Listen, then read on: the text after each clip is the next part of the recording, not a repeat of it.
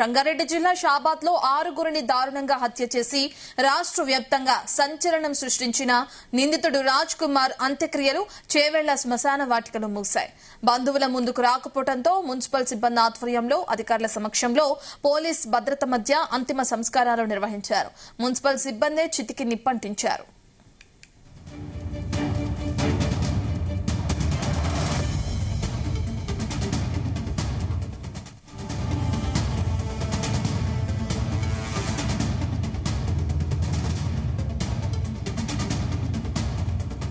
మార్చరీలో ఉన్న రాజ్ కుమార్ మృతదేహం చూసేందుకు అతడి తల్లి, తండ్రి, సోదరుడిని పోలీసులు తీసుకువెళ్లారు. రాజ్ కుమార్ మృతదేహం చూసి తల్లి, తండ్రి కన్నీరు పెట్టుకున్నారు. రాజ్ కుమార్ మృతదేహం చూసేందుకు అతడి సోదరుడు నిరాకరించాడు. తమ కుటుంబ పరువు పోయిందంటూ మృతదేహం చూసేందుకు రాజ్ కుమార్ సోదరుడు నిరాకరించాడు.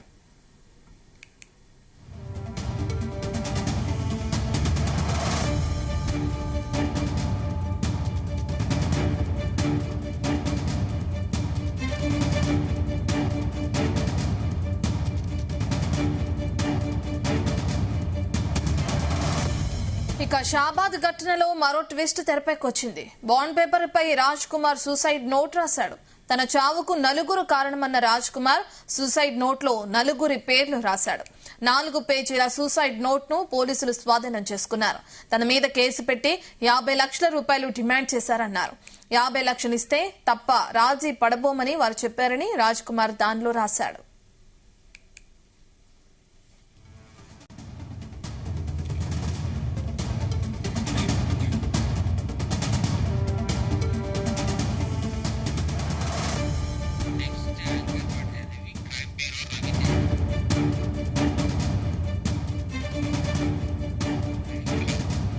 రాజ్ కుమార్ ఘటనపై పోలీసుల వైఫల్యం ఓ కారణంగా తెలుస్తుంది. రాజ్ కుమార్ బెయిల్ మీద విడుదల కావడానికి పోలీసులు డబ్బులు తీసుకుని సహకరించారని ఆరోపణలు వస్తున్నాయి.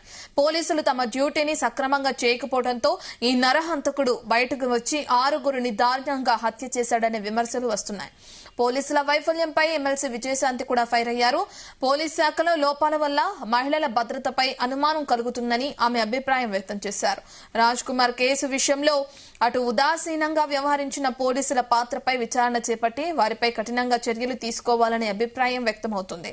దీనికి సంబంధించిన పూర్తి డీటెయిల్స్ మా క్రైమ్ బ్యూరో చీఫ్ రవితేజ అందిస్తారు. రవితేజ, రాజ్ కుమార్ సూసైడ్ చేసుకున్న దగ్గర కొన్ని ఆధారాలు సేకరించినట్లు తెలుస్తుంది. అందులో ప్రధానంగా కీలకంగా ఇప్పుడు సూసైడ్ నోట్ మారినట్లుగా కూడా చూస్తున్నాం. అందులో ఎటువంటి అంశాలని ప్రస్తావించాడు రాజ్ కుమార్? డీటెయిల్స్ ఏంటి? రాజ్ కుమార్ ఆత్మహత్య చేసుకున్నప్పటికీ పోస్ట్మార్టం పూర్తయి అతని దహన సంస్కారాలు ముగిసినప్పటికీ ఈ ఘటన ఇంకా ఎవరు మర్చిపోలేనటువంటి పరిస్థితిలో ఉన్నారు. ఇది 100% పోలీసుల నిర్లక్ష్యం కారణంగా జరిగినటువంటి ఘటన. ఎందుకంటే అమ్మాయి గతంలో తన చెయ్యి పట్టుకుని పరిగెత్తే ప్రయత్నం చేసినప్పుడే పోలీసులు పోక్సో కేసు పెట్టినప్పుడే అతని పోక్సో కేసులో అరెస్ట్ చేసి జైలుకి పంపినుంటే అతను ఖచ్చితంగా మార్పు వచ్చేది.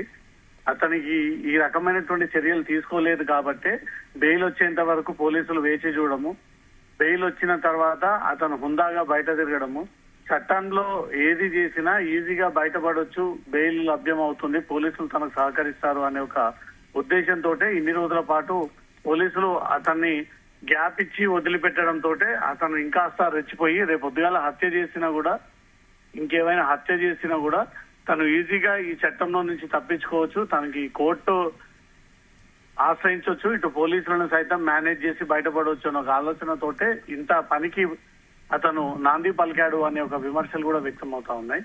నిన్న దహన సంస్కారాలు పూర్తయిన తర్వాత కూడా రాజకీయ పరమైనటువంటి ట్వీట్లు, విమర్శలు ఇంకా కొనసాగుతూనే ఉన్నాయి. బాధితులు కూడా పోలీసులు అరెస్టు చేసి ఉంటే ఈ రోజు 2 కుటుంబాలు 6 ప్రాణాలు పోకపోయి అవి క్షేమంగా సురక్షితంగా వీళ్ళంతా కూడా బ్రతికి బయటపడే వాళ్ళు.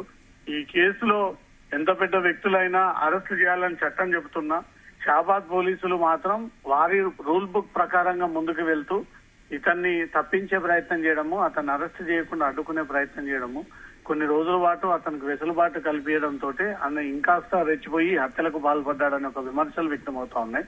నిన్న తాజాగా విజయశాంతి సైతం ట్వీట్ చేసి పోలీసుల నిర్లక్ష్యం అద్దం పట్టినట్టుగా కనబడతా ఉంది. వీరి నిర్లక్ష్యం కారణంగా తెలంగాణలో మహిళలు రోడ్లపైన తిరగాలంటే భద్రత లేని రాష్ట్రంగా తీర్చిదిద్దేటువంటి అవకాశం కనబడతా ఉంది.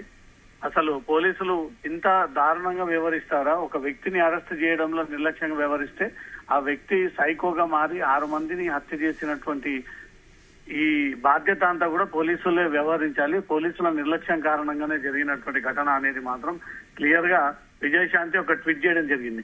తర్వాత అతను ఆత్మహత్య చేసుకున్నాడు, అతని డెడ్ బాడీని చేవెళ్ల ప్రభుత్వ ఆసుపత్రికి షిఫ్ట్ చేశారు అంటూ కూడా కంటిన్యూగా సాగుతున్నటువంటి ఈ చర్యల పైన ప్రజల నుంచి కూడా తీవ్ర విమర్శలు వ్యక్తమయ్యాయి.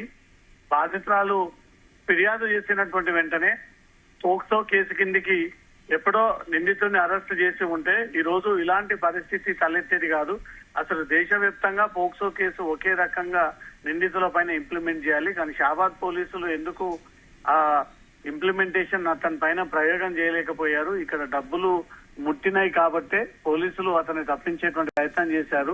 దీని కారణంగానే ఎస్ఐని సస్పెండ్ చేశారు. సిఐ పైన ఎంక్వైరీ సాగుతా ఉంది అని ఒక వాదనలు కూడా బయట సాగుతా ఉన్నాయి. కాబట్టి అతను 3 రోజుల తర్వాత శివమై కనిపించడము, ఆ తర్వాత ఆ చుట్టుపక్కల ఎవిడెన్స్ అంతా కూడా పోలీసులు కలెక్ట్ చేసి ఉండడము, అతను పడిపోయినటువంటి బాడీ పక్కనే పాయిజన్ తీసుకొని చనిపోయాడంటూ కూడా పోలీసులకు కొన్ని ఆధారాలు దొరకడము, ఇమీడియట్ గా అక్కడ నుంచి పోస్ట్ మార్టం నిమిత్తం చెవేల ఆసుపత్రికి తరలించడము, పోస్ట్ మార్టం పూర్తయిన తర్వాత వారి తల్లిదండ్రులని సంప్రదించి మీ కుటుంబ సభ్యుడైనటువంటి ఒకరు రాజ్ కుమార్ మీ నేతృత్వంలోనే ఈ దహన సంస్కారాలు సాగాలి, మీరు డెఫినెట్ గా రావాలి అని పోలీసులు అభ్యర్థించడము, దాన్ని వాళ్ళు వ్యతిరేకించడము, మా కుటుంబంతో అతనికి సంబంధం లేదు, ఎట్టి పరిస్థితుల్లో మా గ్రామానికి తీసుకొచ్చి రాజ్ కుమార్ అనే వ్యక్తిని ఇక్కడ దహనం చేయకూడదు, ఇప్పటికే తమ తీవ్ర అవమానానికి గురయ్యాము, తలెత్తుకోలేనటువంటి పరిస్థితిలో ఉన్నాము, అలాంటి వ్యక్తిని మళ్ళీ తీసుకొచ్చి మా ఊరిలో మా పొలిమేరలో ఈ వ్యక్తిని దహన సంస్కారాలు చేస్తే మాత్రం చరిత్రలో నిలిచిపోయేటువంటి అవకాశం ఉంటుంది. ఆ వ్యక్తితో మాకు సంబంధం లేదు, మేము బంధాలను ఎప్పుడో తెంపుకున్నాము, ఆ వ్యక్తిని తీసుకురాకూడదు అంటూ కూడా కుటుంబ సభ్యులే అఫీషియల్ గా ఒక లేఖని పోలీసులకు పంపి మాకు సంబంధం లేకుండానే మీరు ఎలాంటి నిర్ణయం తీసుకున్నా దాన్ని మేము స్వాగతిస్తాం కాబట్టి మా గ్రామానికి మాత్రం రాజ్ కుమార్ మృతదేహాన్ని తీసుకురాకూడదు అంటూ మాత్రం తల్లిదండ్రులు రాసినటువంటి లేఖ, గ్రామస్తులు ఇచ్చినటువంటి ఆ స్టేట్మెంట్ ని పోలీసులు సీరియస్ గా పరిగణలోకి తీసుకొని ఒకవేళ నిజంగానే రాజ్ కుమార్ పోస్ట్ మార్టం తర్వాత చేవెళ్ల ప్రభుత్వ ఆసుపత్రి నుంచి దైవలగూడెం గ్రామానికి తీసుకెళ్తే మాత్రం ప్రజలంతా కూడా తీవ్ర ఆగ్రహంతో మళ్లీ దాడి చేసి ఆ శవాన్ని బయటికి తీసి ముక్కలు ముక్కలుగా పూర్తిగా కట్ చేసేటువంటి అవకాశం ఉంది. కాబట్టి దీన్ని దృష్టిలో పెట్టుకుని కుటుంబ సభ్యులు ఇచ్చినటువంటి స్టేట్మెంట్ ని పరిగణలోకి తీసుకొని అక్కడే చేవెళ్ల పోస్ట్ మార్టం వెనక భాగంలోనే ఉన్నటువంటి శ్మశాన వాటికలో సంస్కారాలు పోలీసులు పూర్తి చేశారు. ఎక్కడ కూడా ఎలాంటి ప్రాబ్లం అవ్వకుండా కావాల్సినటువంటి ఆధారాలను సేకరించి సీనియర్ నిపుణుల నేతృత్వంలో పోస్ట్ మార్టం నిర్వహించి ఆర్డీఓ సమక్షంలో పంచనామా చేసి అతని డెడ్ బాడీ పైన ఇంకెక్కడెక్కడైనా గాయాలు ఉన్నాయా, కేవలం పాయిజన్ తీసుకుని చనిపోయాడా అంటూ కూడా ఆ పూర్తి ఎవిడెన్స్ అంతా కూడా అతని బాడీలో నుంచి కలెక్ట్ చేయడం జరిగింది. పోలీసులకు షార్ట్ ఒపీనియన్ వచ్చింది, అతని తాగి పాయిజన్ తీసుకోవడం కారణంగానే చనిపోయాడు అనేది కూడా పోలీసులకు వైద్యుల నుంచి ఒక షార్ట్ ఒపీనియన్ వచ్చింది. కాబట్టి ఈ కేసు సూసైడ్ కారణంగా చనిపోయాడు అంటూ కూడా పోలీసులు కేసు నమోదు చేసి క్లోజ్ చేసేటువంటి అవకాశం ఉంది. మరో పక్కన ఇది రాజకీయ కోణంగా కూడా హాట్ టాపిక్ గా అవుతుంది. విజయశాంతి కూడా కామెంట్లు చేయడం మనం చూస్తున్నాం. పోలీసులు కొంతమంది అలసత్వం వహించారు, కొంతమంది డబ్బులు తీసుకుని అతని పక్కన తనకి మంచి చేయాలని ప్రయత్నించారు, దాని కారణంగానే ఇటువంటి ఘటన జరిగింది, ఆడవాళ్ల భద్రతకి ఎక్కడ సేఫ్టీ ఉంది అంటూ కూడా ఆవిడ కామెంట్ చేయడం మనం చూస్తున్నాం. మరి పోలీసులను ఎవరైనా సస్పెండ్ చేశారా? రాజకీయంగా చాలా విమర్శలు పోలీస్ శాఖ పైన ప్రభుత్వం పైన వ్యక్తమయ్యాయి. కాంగ్రెస్ ప్రభుత్వంలోనే ఇంత అత్యంత దారుణమైనటువంటి క్రైమ్ జరగడం ఇది చరిత్రలో నిలిచిపోయేటువంటి క్రైమ్ గా కనబడతా ఉంది. ఎందుకంటే ఒక వ్యక్తి పోలీసుల నిర్లక్ష్యం కారణంగా అసలు వదిలివేయడంతో అతను సైకోగా మారి 6 హత్యలు ఒక గంట సేపట్లో తన సొంత కుటుంబాన్ని చంపుకోవడంతో పాటు తను మైనర్ బాలిక కుటుంబ సభ్యులని సైతం హతమార్చాడు. ఇదంతా పోలీసులు అరెస్ట్ చేసి ఉంటే, పోక్సో కేసులో అతను జైలుకి పంపి ఉంటే ఇలాంటి పరిస్థితి రిపీట్ అయ్యేది కాదు. ఇది పోలీసుల నిర్లక్ష్యం కారణంగా జరిగినటువంటి హత్యలు అంటూ కూడా విజయశాంతి చేసినటువంటి ట్వీట్ పెద్ద దుమారంగా మారిందని అనుకోవాలి. ఇక ముందు తెలంగాణలో మహిళలకు రక్షణ లేకుండా పోలీస్ వ్యవస్థ పనిచేస్తా ఉంది. ఒక సైకోగా మారి ఇన్ని హత్యలు చేస్తా ఉంటూనే నిందితుడిని పట్టుకోలేకపోయారు. అతను అలా తయారవ్వడానికి, అతన్ని ఎంకరేజ్ చేయడానికి ఈ హత్యకు పూర్తి బాధ్యత పోలీసులే వహించాలి అంటూ కూడా విజయశాంతి చేసినటువంటి ట్వీట్ నిన్న హాట్ టాపిక్ గా మారింది. ఏదేమైనప్పటికీ నిందితుడు ఆత్మహత్య చేసుకున్నాడని ఒక సమాచారంతో పోలీసులు అక్కడికి వెళ్లడము, ఆ డెడ్ బాడీని పోస్ట్ మార్టం నిమిత్తం తరలించడము, పోస్ట్ మార్టం పూర్తయిన తర్వాత చేవేళ్ల శ్మశాన వాటికలో అతని దహన సంస్కారాలను పూర్తయిన తర్వాత పోలీసులకు పెద్ద రిలీఫ్ దొరికిందని అనుకోవాలి. లేకుంటే ఈ డెడ్ బాడీని అడ్డం పెట్టుకుని ఇంకొంత రాజకీయాలు చేసేటువంటి అవకాశం ఉంటుంది. ఇప్పటికే రాజకీయ నాయకులంతా కూడా రోడ్ల మీదకి వచ్చి భిన్న అభిప్రాయాలు వ్యక్తం చేశారు కాబట్టి ప్రభుత్వం పైన పోలీస్ శాఖ పైన తీవ్ర విమర్శలు వ్యక్తమయ్యాయి. దానికోసమే చేవెళ్ల షాబాద్ కి చెందినటువంటి ఒక ఎస్ఐ రమేష్ ని సస్పెండ్ చేస్తూ పోలీస్ శాఖ ఈ నిర్ణయం కూడా తీసుకోవడం జరిగింది. దీంట్లో సిఐ పాత్ర ఉంటే సిఐ పై కూడా చర్యలు తీసుకునేటువంటి అవకాశం ఉంది. Ratna. Okay, thank you Raviteja.